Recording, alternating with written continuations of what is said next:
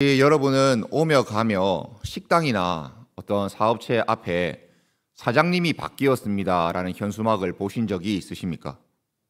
제가 이전에 반송에 살 때 정말 맛있는 그 칼국수 집이 있었는데 어, 그 음식점에 붙어 있는 이 현수막을 본 적이 있습니다. 식당은 너무 괜찮았고 맛도 좋아서 제가 그때는 혼자 살아서 점심에 매일 혼자 밥을 먹어야 돼서 일주일에 한 세 번, 네 번 정도를 먹었던 칼국수 집인데 사장님이 조금 많이 불친절했습니다. 가면 좀 반갑게 맞이해주고 하면 사람들이 더 많이 올 것 같은 맛인데도 뭐 틱틱거리고 막 서빙하는 거나 계산하는 것도 조금 많이 불친절했습니다. 그러다 보니 손님이 점점 줄기 시작했습니다. 그러던 어느 날 정말 그 가게 음식점 앞에 사장님이 바뀌었습니다라는 현수막이 붙었습니다. 그리고 현수막이 바뀐 것을 보고 가봤습니다. 식당에 들어가니 사장님이 너무 반갑게 저를 맞아주는 겁니다. 제가 앉아서 주문하려고 이렇게 쳐다보는데 쳐다보는 순간에 저에게 오고 이미 친절하게 웃고 있었습니다. 메뉴판도 공손히 전해주었습니다. 해봤자 칼국수, 김치 칼국수, 뭐 만두 추가한 칼국수 이런 거밖에 없는데 메뉴판도 공손히 전해주는 겁니다. 제가 주문하고 나왔는데 물과 반찬도 너무 기분 좋게 가져다 주시고 음식도 예전보다 훨씬 더 빨리 잘 준비해 주시니 사람이 좀 이상한 게 이전에도 맛있었는데 사장님이 바뀌고 나니까 더 맛있게 느껴지는 겁니다. 다 먹고 계산을 할 때에도 정중하게 제가 훨씬 나이가 어린데도 또 오십시오 이렇게 기분 좋게 얘기해 주니 제가 그때는 이제 한 5일쯤 가야 되겠다 생각을 했습니다.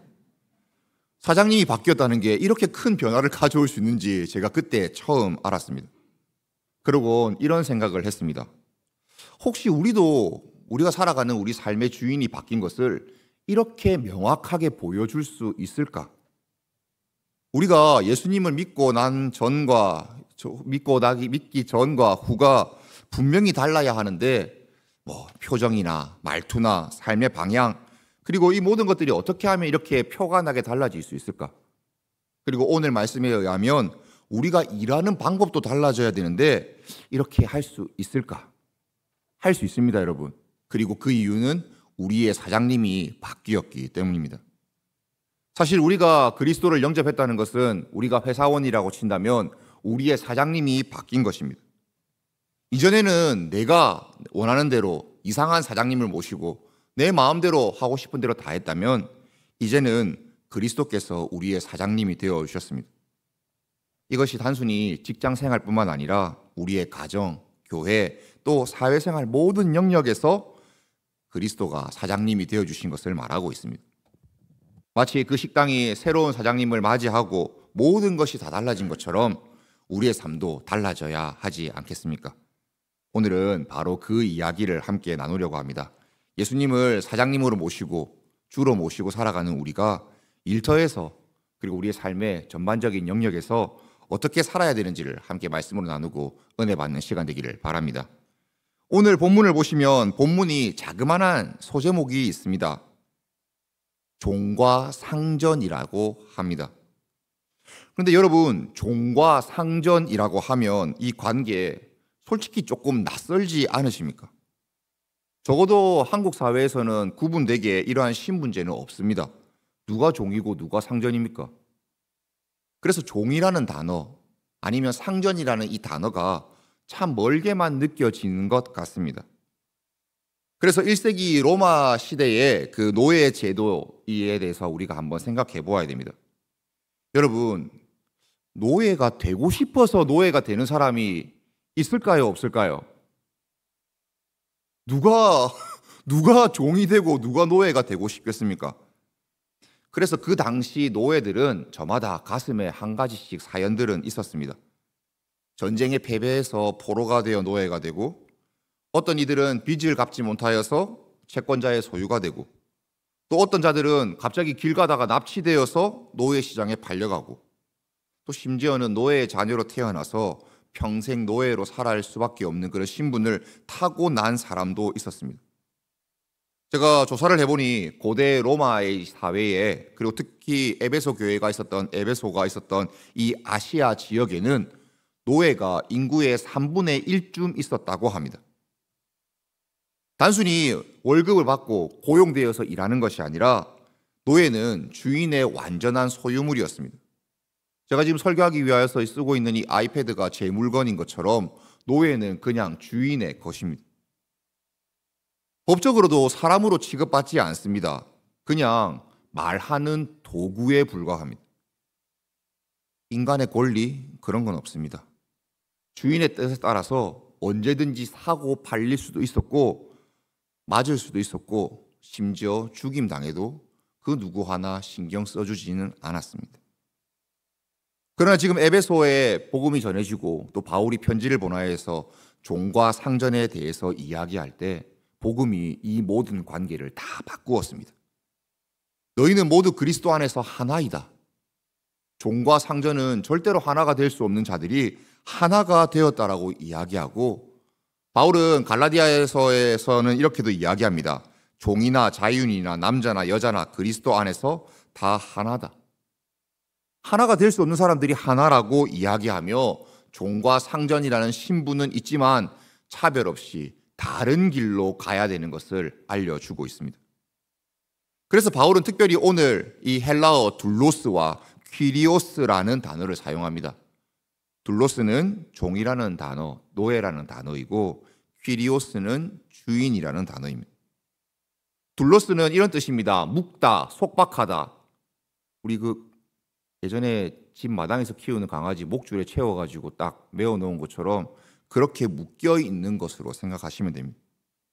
자신의 의지보다 외부의 의지가 항상 앞서는 존재. 내 마음속에서는 이걸 하고 싶지만 외부에 있는 다른 사람의 마음대로 할 수밖에 없는 존재. 어떤 명령이 떨어지면 죽지 않는 이상은 무조건 복종해야 하는 자였습니다. 단순히 봉사하고 월급쟁이들과는 다른 개념입니다. 주인이란 단어는 퀴리오스라고 합니다. 이 퀴리오스가 조금 흥미로운 점이 있다면 이 퀴리오스를 바울은 다른 편지 그리고 에베소서에서 주인을 이야기할 때, 특별히 예수님에 대해서 이야기할 때 꼭 이 단어를 사용하고 있습니다. 그래서 이 단어를 쓰며 지금 둘로스와 퀴리오스, 종과 상전, 주인에 대해서 이야기할 때 진정한 주인이 누구인지 은연중에 말하고 있습니다. 주목해 보아야 됩니다. 종과 상전의 관계가 어떻게 바뀌었는가? 종은 완전히 주인에게 속한 존재입니다. 시간, 재능, 생명까지도 다 주인의 것입니다. 그런데 놀라운 것은 우리가 예수님을 주인으로 고백할 때, 주님이라고 고백할 때 우리가 자발적으로 그분의 종이 되기로 선택했지 않습니까? 강제가 아니라 사랑의 선택이었고, 이 사랑의 선택을 하게 하신 그 주인의 그 뜻의 기쁨으로 우리가 나아가는 것입니다. 그런데 이게 예수님과 우리의 관계뿐만 아니라 실제로 로마 시대에 있었던 종과 주인의 관계에서도 이 일들을 그대로 해야 합니다. 예수님이 전혀 다른 주인의 모습을 보여주셨습니다. 이것은 종이나 주인 모두에게 시사하는 점이 있습니다. 먼저 주인이 종을 위하여서 자신의 생명을 내어주었습니다. 종이 해야 되는 발을 씻겨주는 일을 주인이신 예수님이 먼저 해주셨습니다. 아예 말씀도 이렇게 하시죠. 나는 종처럼 섬기려고 이 땅 가운데 왔다. 그래서 예수님이 우리의 주인이 되셨다. 이 말은 단순히 우리의 주인이 바뀐 것 이상의 의미를 가집니다. 우리에게 자유를 주고 우리를 해방하여서 참된 종과 주인의 관계를 알 수 있도록 예수님께서는 사랑의 종이자 주인이 되어주셨고, 정죄하고 벌하는 주인이 아니라 우리를 이해하고 긍휼히 바라보는 주인이 되어주셨고, 죽이는 종이 아니라 살려주는 그 생명의 주인이 되어주셨습니다. 달리 말하면 오늘 설교 제목처럼 사장님이 바뀌었습니다. 우리가 더 이상 세상의 그 사장님을 섬기는 것이 아니라 하늘에 계신 우리 그리스도를 사장님으로 섬기고 살아갑니다. 본문을 조금 더 자세히 살펴보겠습니다. 핵심 구절은 바로 이것입니다. 그리스도께 하듯 하라. 무엇이라고요? 그리스도께 하듯 하라. 그런데 이 표현은 그냥 그럭저럭 티나지 않게 좋게 보이게 겉모습만 비슷하게 해라라는 것이 아닙니다. 정말 내 눈앞에 우리의 구원자이신 예수님이 있으니 그분을 섬기듯이 하라는 명령입니다.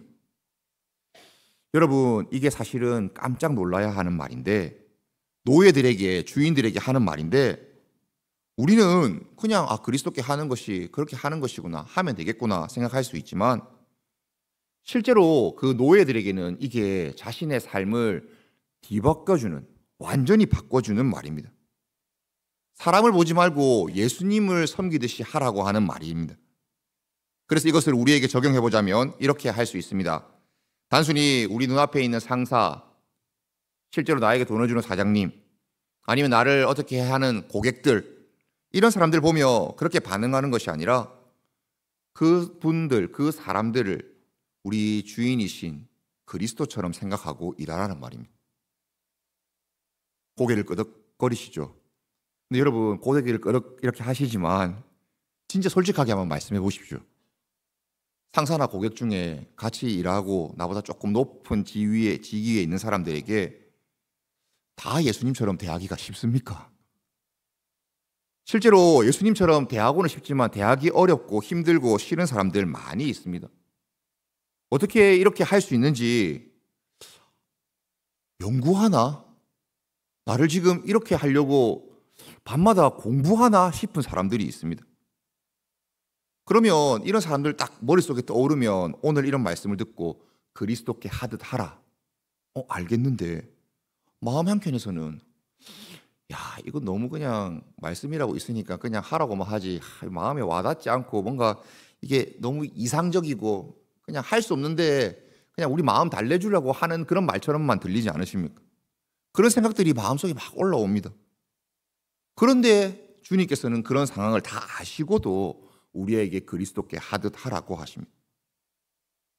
실제로 우리가 그리스도께 하는 이유가 무엇이냐면 정말 그 사람을 위해서 그렇게 하기보다는 나를 위한 것입니다.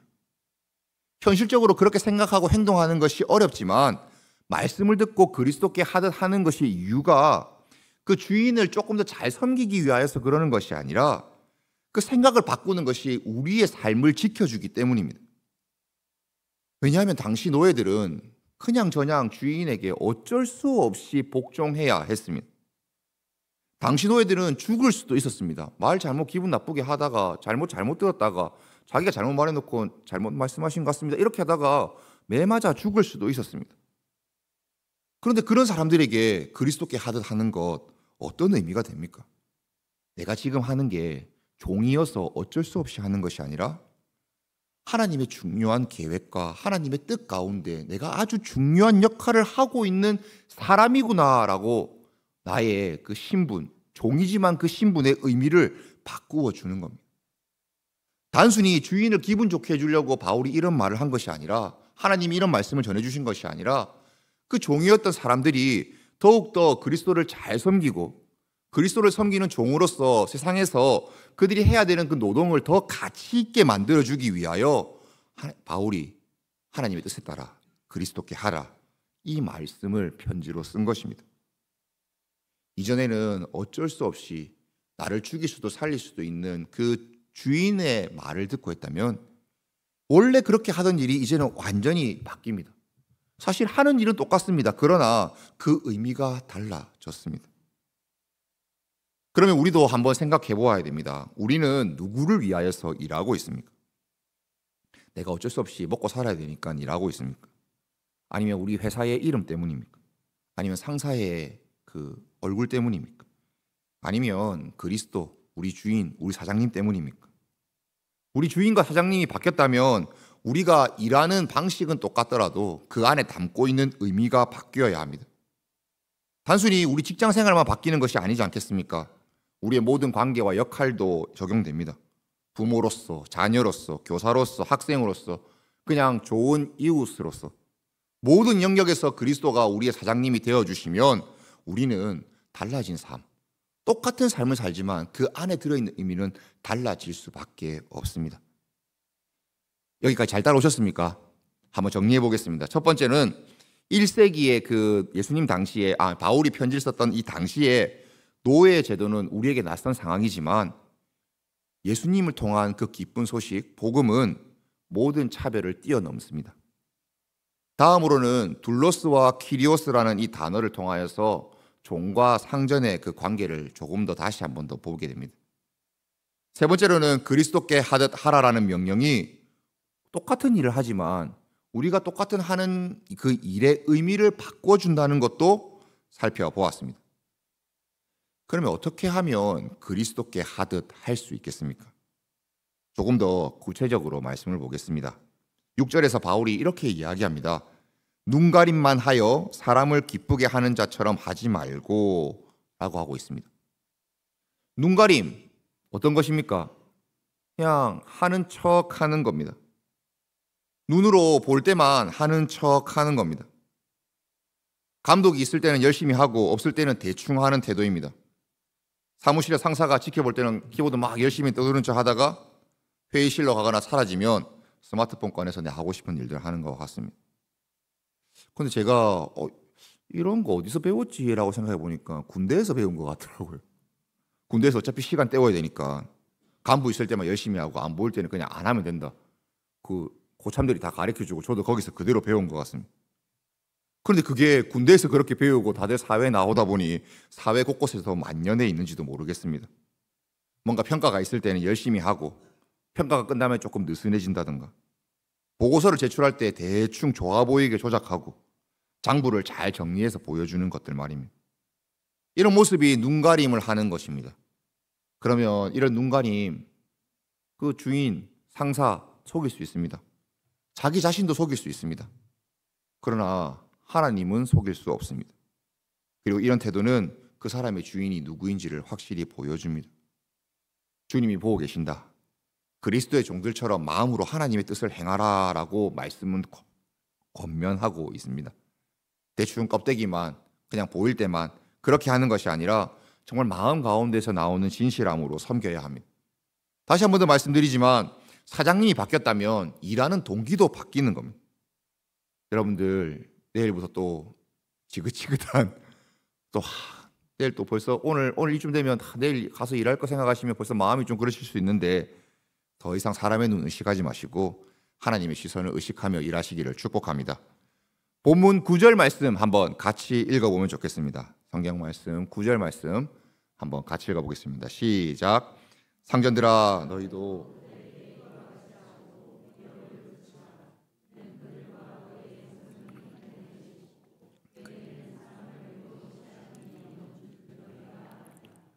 종과 상전에 대해서 이야기하고 이제는 주인인 상전들에게 말하고 있습니다. 바울이 말한 바 종에게 말한 것처럼 이 주인에게 말하는 것도 가히 놀랄 만한 명령입니다. 주인이 노예를 어떻게 존중합니까? 제가 이 아이패드를 어떻게 존중합니까? 그냥 배터리 떨어지면 이거 꽂아가 충전만 시켜주면 되는 이런 기계를 어떻게 존중합니까? 들고 다닐 때 두 손으로 이렇게 옆구리 끼고 안 다니고 두 손으로 이렇게 받치고 다니고 매일 아침마다 제 세수하는 것보다 깨끗하게 막 세수해주고 이래야 됩니다. 그럴 수 없습니다. 어떻게 이걸 존중합니까? 이런 가르침은 당시 로마 사회에서는 찾아볼 수가 없습니다. 말씀드렸듯이 죽일 수도 있는 존재한테 그냥 말하는 도구한테 무엇을 할 수 있겠습니까? 그런데 상전에게도 동일한 명령이 주어집니다. 너희도 종들이 그리스도께 하듯 너희도 종들을 그리스도께 하듯 해야 된다. 주인이 종처럼 해야 된다. 오늘 설교 제목을 사용해서 말씀해보면 사장님도 하늘의 사장님을 섬겨야 합니다. 그 이유가 무엇입니까? 그들에게 주인들에게 하는 이 말씀, 상전이 하늘에 계시기 때문입니다. 주인들에게도 더 큰 주인이 있습니다. 하늘에 계신 하나님이 참 주인이시기 때문에 그 주인님을 생각하면, 그 사장님을 생각하면 우리가 내 밑에 있는 사람들에게 그렇게 할 수가 없습니다. 하늘의 사장님이 계시는 사람들은 그렇게 할 수 없습니다. 내 사장님이 바뀌었으면 내가 다스리고 내가 종들을 부리고 내가 직원들을 부리는 모습도 다 달라져야 합니다. 하늘의 참 사장님이신 예수님께서 보여주신 방법이 섬김과 내려놓음이라면 우리도 그 모습 따라서 해야 하지 않겠습니까? 사장님에 대해서 이야기하는 게 여기 사장님들이 많이 안 계셔서 그럴지도 모르겠지만 제가 어떤 분과 이야기하다 이런 얘기를 듣고 충격을 받았습니다, 진짜. 그분이 하루 종일 전화기 붙잡고 고객들과 이야기하고 전화하고 정말 하루에 많은 시간을 열심히 그렇게 일하고 하시는데, 그냥 제가 뭐 물어보진 않았고 그냥 그분이 다른 분하고 이렇게 이야기하다가 제가 흘려들은 말인데, 그렇게까지 열심히 하는 이유가 무엇인지 이렇게 얘기할 때 이렇게 말하는 것이었습니다. 내가 직원들 가족들까지 책임지고 있다. 내가 직원들 가족들도 책임지고 있다. 저는 사실 좀 약간 이렇게 사람이 소름이 돋듯이 살짝 올라오더라고. 하나님께서 우리를 책임져 주시고 우리를 돌봐주시는 것처럼 그 업체의 대표님, 사장님은 그 직원들을 그렇게 돌보려고 하는 겁니다. 내가 그냥 이 사람들 월급 주고 부려먹고 일 시켜서 내 잘 되고 내 더 잘 사는 게 아니라 내가 이 사람들 가족들을 돌보고 책임지고 있다라는 그 말이 참 큰 울림을 주었습니다. 혹시 여러분들 중에 사장님 계십니까? 대표님 계십니까? 아니면 대표님 되실 분도 계십니까?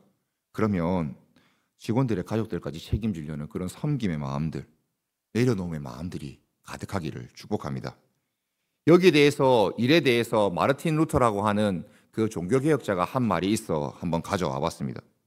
루터는 이런 말을 했습니다. 우리의 일은 하나님이 그 뒤에 숨어서 일하시는 가면이다. 말이 조금 어렵고 조금 처음 들으면 이상한 말일 수 있는데, 가면을 쓰고 우리가 하나님의 일을 한다라고 생각하시면 됩니다. 우리가 어떤 일을 할 때 우리는 하나님의 얼굴이 그려진 가면을 쓰고 일한다고 생각하시면 됩니다. 근데 우리는 가면을 쓰면 뭔가 내 본 모습을 숨기고 가짜로 하는 것처럼 느껴지만, 루터가 하나님의 가면을 쓰고 일한다고 했을 때에는 하나님이 하늘에 계셔서 사람들에게 모습을 보여줄 수 없으니 우리가 하나님을 대신해서 하나님의 모습을 보여주기 위해 하나님의 가면을 쓴다는 표현을 썼습니다. 그러니 우리가 하는 많은 일들, 특히 직장에 나아가서 내일부터 또 반복해야 되는 그 모든 일들이 하나님이 안 계시고 하나님이 안 보이는 곳에 하나님이 어떤 분이신지 보여주기 위하여서 가면을 딱 쓰는 겁니다. 이 얼마나 아름답고 얼마나 멋진 표현입니까? 루터는 이런 말도 했습니다. 농장 소녀가 소의 젖을 짜서 우유를 이렇게 만드는 것, 하나님이 우리에게 우유를 주시기 위한 하나님의 일을 대신해 주고 있는 것. 하나님의 가면을 쓰고 하나님의 우유를 주시려고 하는 일을 대신해 주고 있는 것. 이렇게 보면 우리가 하는 모든 일, 여러분들이 평범하다고 생각되는 일, 반복해서 하고 있어서 너무 지루하고 언제쯤 이거 벗어나냐고 생각하는 그 일들이 다 하나님의 일입니다. 이런 관점에서 보면 우리가 하는 모든 일상적인 일이 얼마나 거룩한 일이 됩니까? 단순한 생계수단도 아닙니다. 하나님이 세상을 운영하시는 그 운영의 일에 우리가 동참하고 통로가 됩니다. 사장님이 바뀌어서 우리가 하나님의 일을 한다는 것이 이런 의미가 되면 좋겠습니다. 하나님이 안 계신 곳에, 하나님이 보이지 않는 곳에 하나님을 대신해서 가서 하나님의 일을 함으로 하나님께서 살아계신 것을 보여드리고, 하나님께서 이 세상을 사랑하시는 방법이 우리를 통하여서 흘러가는 것, 그게 우리가 하나님의 가면을 쓰고 일하는 일입니다. 사랑하는 성도 여러분, 오늘 말씀을 한 문장으로 정리하면 우리 모두가 그리스도께 속한 자이고 우리는 그리스도께 하듯 해야 한다입니다. 우린 더 이상 사람을 위하여서 사는 존재들이 아닙니다. 예수님의 십자가 앞에서, 그분 앞에서 우리 모두는 종입니다. 그렇지만 사람의 종이 아니라 하나님의 종이 되었습니다. 세상은 사람의 종이 되었을 때는 이것들을 묻습니다. 네가 얼마 벌었냐? 네가 얼마나 효율적으로 일하냐? 네가 얼마나 가성비 좋은 인간이냐? 네가 얼마나 오래 일할 수 있냐? 얼마나 올라갈 수 있냐? 이런 것들을 물어보지만, 하나님의 종이 되면 하나님이 우리에게 너는 나의 일을 내 뜻대로 얼마나 하고 있었느냐? 네가 하는 일을 통하여서 하나님의 살아계심, 나의 살아계심을 얼마나 보여주었느냐라고 물어보십니다. 그리스도께서 우리를 위하여서 십자가를 지셨고 사랑하는 그 모든 사랑을 섬김으로 보이셨습니다. 내일 아침 여러분들이 일터로 떠날 때, 여러분들 많은 일들 하실 때 스스로에게 한번 이런 질문들을 한번 해보십시오. 오늘 하루 나는 누구를 위하여서 일하는가? 그리고 마음속으로 대답하십시오. 내 사장님은 예수님이시다. 나의 진짜 사장님은 예수님으로 바뀌었다. 그것이 여러분들이 하는 모든 그 일들을 변화시키는 진리가 됩니다. 또한 루터의 말처럼 여러분들 하나님의 가면을 쓰고 일하십시오. 여러분의 손과 발, 또 말, 행동, 생각 모든 것들을 통하여서 하나님의 사랑이 흘러가기를 축복합니다. 여러분들이 프로그램을 코딩할 때, 서류를 작성할 때, 환자를 돌볼 때, 누구를 가르칠 때, 집에서 음식을 요리할 때, 빨래를 할 때, 또 모든 그런 일들을 할 때 순간순간 하나님의 가면을 쓰십시오. 그래서 어떤 일을 하시기 전에 손에 이렇게 가면이 있다 생각하시고 오늘도 들어가서 일해야 된다 생각하기 전에 손에 가면 있다 생각하시고 가면 한번 딱 이렇게 얼굴에 씌우는 생각하시고 딱 일하시면 어떻겠습니까? 잠시 10초라도 하나님의 가면을 쓰는 기도를 하고 자리에 앉아서 일을 하십시오. 엘리베이터 거울 앞에 보면서 내 얼굴 보이는데 그 얼굴이 하나님의 얼굴로 바뀌면서 기도하며 회사까지 쭉 올라가십시오. 하나님의 가면 지금 내가 씁니다. 내가 이 일들 하는 거 하나님 가면 쓰고 일하게 해 주십시오. 그 잠깐의 그 기도가, 그 가면을 쓰는 그 행위가 우리가 하는 하루의 일의 방향을 정합니다. 정말 간단한 일이라도 또 어렵고 복잡한 일이라도 이것들 매일 해야 되는 거니까 당연히 해야 되는 그런 일이라도 하나님의 일입니다. 확실합니다. 그러니 내일 아침에 일하실 때 휴대폰만 챙기지 마시고 하나님의 가면도 꼭 챙겨서 나가시기를 바랍니다. 여러분, 하나님의 말씀으로 축복합니다. 사람을 보고 일하시지 마시고 눈가림으로 버티지 마시고 또 너무 높은 자리에서 군림하듯이 다스리지 마십시오. 사장님이 바뀌었으니 진짜 사장님이신 예수님의 뜻을 따라 주님을 위하여서 일하시고 주님을 기쁘게 하시고 주님께서 주시는 그 은혜로 하루하루 여러분들의 그 많은 일들을 잘 감당하시는 우리 모두가 되기를 주님의 이름으로 축복합니다. 아멘.